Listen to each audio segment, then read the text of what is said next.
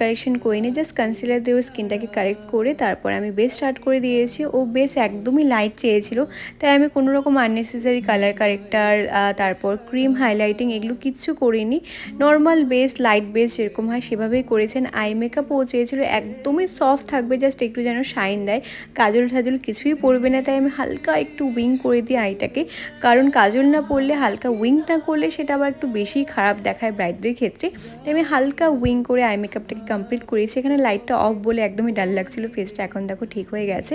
লিপস্টিকটা আমি একটু ডার্কের মধ্যেই রেখেছি যেন পুরো মেকআপের সাথে সাথে লিপস্টিকটা খুব ভালোভাবে যায়। আরও শাড়িটাও ছিল খুবই সুন্দর, গর্জিয়াস একটা শাড়ি। আর আজকের আমার ব্রাইড কিন্তু খুবই পরিপাটি ব্রাইড, মানে ও সব কিছুই চায় কিন্তু একদম পারফেক্টভাবে, মানে কোনোটাই যেন ওপর নিচ না হয়। তো আমি চেষ্টা করেছি ওর মেকআপ থেকে, হেয়ারস্টাইল থেকে, শাড়ি ড্রাপিং, জুয়েলারিসের সব কিছু একদম ওর ডিমান্ড অনুযায়ী পারফেক্টভাবে করার।